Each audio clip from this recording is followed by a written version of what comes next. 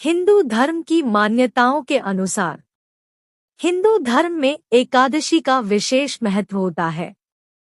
निर्जला एकादशी को साल की सभी एकादशियों में सर्वश्रेष्ठ माना गया है। माना जाता है कि इस एकादशी के व्रत से भगवान विष्णु शीघ्र प्रसन्न होते हैं और अपनी कृपा बरसाते हैं। इस दिन दान करना बहुत शुभ माना जाता है। इस बार निर्जला एकादशी व्रत 31 मई को रखा जाएगा। जानते हैं कि निर्जला एकादशी पर क्या दान करना चाहिए। अगर आप हमारे चैनल पर नए हैं तो कृपया चैनल को सब्सक्राइब जरूर करें ताकि जो भी नई अपडेट हो वो सबसे पहले आपको मिले। वीडियो को लाइक और शेयर भी जरूर करें। वीडियो को पूरा अवश्य देखें। निर्जला एकादशी का व्रत जल के महत्व को बताता है।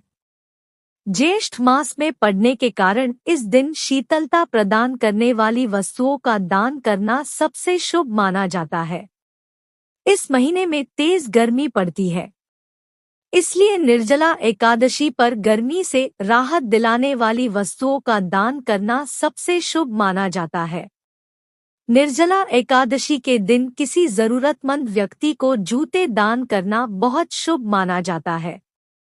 माना जाता है कि निर्जला एकादशी के जूते दान करने वाला व्यक्ति सोने के विमान में बैठकर स्वर्ग लोक में जाता है। इस व्रत में अन्न, पंखा, छाता, बिस्तर और वस्त्र दान करने का विशेष महत्व बताया गया है। इस दिन व्रत करने से व्यक्ति को परम पुण्य की प्राप्ति होती है। इस दिन चने और गुड़ का दान करना बहुत मंगलकारी माना जाता है। इस दिन आम और खरबूज दान करने से भी विष्णु भगवान की विशेष कृपा मिलती है। निर्जला एकादशी का महत्व। निर्जला यानी यह व्रत बिना जल ग्रहण किए और उपवास रखकर किया जाता है। इसलिए यह व्रत कठिन तप और साधना के समान महत्व रखता है। हिंदू पंचांग अनुसार वृषभ और मिथुन संक्रांति के बीच शुक्ल पक्ष की एकादशी निर्जला एकादशी कहलाती है। इस व्रत को भीमसेन एकादशी या पांडव एकादशी के नाम से भी जाना जाता है। पौराणिक मान्यता है कि 5 पांडवों में एक भीमसेन ने इस व्रत का पालन किया था और वैकुंठ को गए थे, इसलिए इसका नाम भीमसेनी एकादशी भी हुआ। सिर्फ निर्जला एकादशी का व्रत कर लेने से अधिक मास की 2 एकादशियों सहित साल की 25 एकादशी व्रत का फल मिलता है। जहां साल भर की अन्य एकादशी व्रत में आहार संयम का महत्व है, वहीं निर्जला एकादशी के दिन आहार के साथ ही जल का संयम भी जरूरी है। इस व्रत में जल ग्रहण नहीं किया जाता है, यानी निर्जल रहकर व्रत का पालन किया जाता है। यह व्रत मन को संयम सिखाता है और शरीर को नई ऊर्जा देता है। यह व्रत पुरुष और महिलाओं दोनों द्वारा किया जा सकता है। व्रत का विधान है। व्रत कथा। जब वेदव्यास ने पांडवों को चारों पुरुषार्थ धर्म, अर्थ, काम और मोक्ष देने वाले एकादशी व्रत का संकल्प कराया था, तब युधिष्ठिर ने कहा, जनार्दन, ज्येष्ठ मास के शुक्ल पक्ष में जो एकादशी पड़ती हो, कृपया उसका वर्णन कीजिए। भगवान श्री कृष्ण ने कहा, हे राजन, इसका वर्णन परम धर्मात्मा व्यास जी करेंगे, क्योंकि ये संपूर्ण शास्त्रों के तत्वज्ञ और वेद वेदांगों के पारंगत विद्वान है।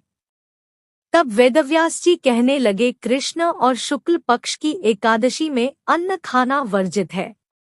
द्वादशी को स्नान करके पवित्र होकर फूलों से भगवान केशव की पूजा करें। फिर पहले ब्राह्मणों को भोजन देकर अंत में स्वयं भोजन करें। यह सुनकर भीमसेन बोले, परम बुद्धिमान पितामह, मेरी उत्तम बात सुनिए। राजा युधिष्ठिर, माता कुंती, द्रौपदी, अर्जुन, नकुल और सहदेव ये एकादशी को कभी भोजन नहीं करते तथा मुझसे भी हमेशा यही कहते हैं कि भीमसेन एकादशी को तुम भी न खाया करो, परंतु मैं उन लोगों से यही कहता हूँ कि मुझसे भूख नहीं सही जाएगी। भीमसेन की बात सुनकर व्यास जी ने कहा, यदि तुम नरक को दूषित समझते हो और तुम्हें स्वर्गलोक की प्राप्ति अभीष्ट है और तो दोनों पक्षों की एकादशियों के दिन भोजन नहीं करना।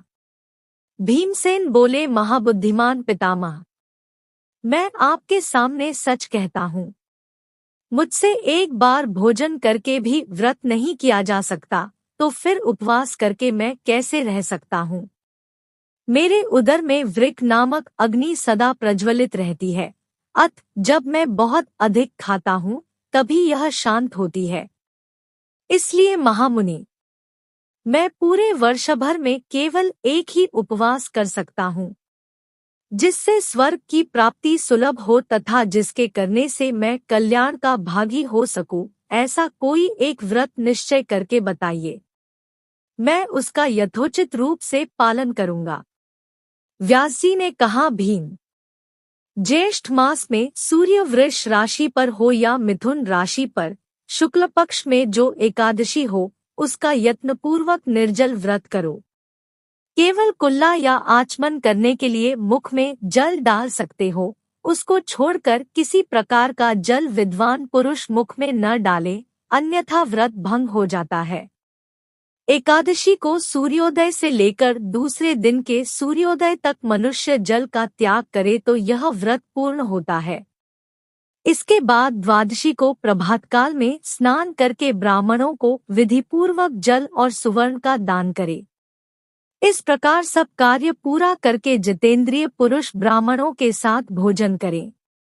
वर्ष भर में जितनी एकादशियां होती है, उन सबका फल इस निर्जला एकादशी से मनुष्य प्राप्त कर लेता है, इसमें तनिक भी संदेह नहीं है। शंख, चक्र और गदा धारण करने वाले भगवान केशव ने मुझसे कहा था कि यदि मानव सबको छोड़कर एकमात्र मेरी शरण में आ जाए और एकादशी को निराहार रहे तो वह सब पापों से छूट जाता है। कुंती नंदन, निर्जला एकादशी के दिन श्रद्धालु स्त्री पुरुषों के लिए जो विशेष दान और कर्तव्य विहित है, उन्हें सुनो।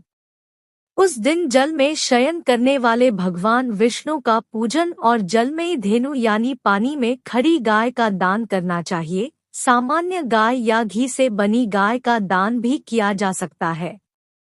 इस दिन दक्षिणा और कई तरह की मिठाइयों से ब्राह्मणों को संतुष्ट करना चाहिए। उनके संतुष्ट होने पर श्रीहरि मोक्ष, जो इस एकादशी की महिमा को भक्तिपूर्वक सुनता अथवा उसका वर्णन करता है, वह स्वर्गलोक में जाता है। चतुर्दशीयुक्त अमावस्या को सूर्य ग्रहण के समय श्राद्ध करके मनुष्य जिस फल को प्राप्त करता है, वही फल इस कथा को सुनने से भी मिलता है। भीमसेन, ज्येष्ठ मास में शुक्ल पक्ष की जो शुभ एकादशी होती है, उसका निर्जल व्रत करना चाहिए। उस दिन श्रेष्ठ ब्राह्मणों को शक्कर के साथ जल के घड़े दान करने चाहिए। ऐसा करने से मनुष्य भगवान विष्णु के समीप पहुंचकर आनंद का अनुभव करता है। इसके बाद द्वादशी को ब्राह्मण भोजन कराने के बाद स्वयं भोजन करे। जो इस प्रकार पूर्ण रूप से पापनाशिनी एकादशी का व्रत करता है, वह सब पापों से मुक्त हो आनंदमय पद को प्राप्त होता है। यह सुनकर भीमसेन ने भी इस शुभ एकादशी का व्रत आरंभ कर दिया। यदि आपने अभी भी हमारे चैनल को सब्सक्राइब नहीं किया है, तो अभी हमारे चैनल को सब्सक्राइब जरूर करें। वीडियो को लाइक और शेयर भी जरूर करें। वीडियो को पूरा देखने के लिए आपको कोटि कोटि धन्यवाद।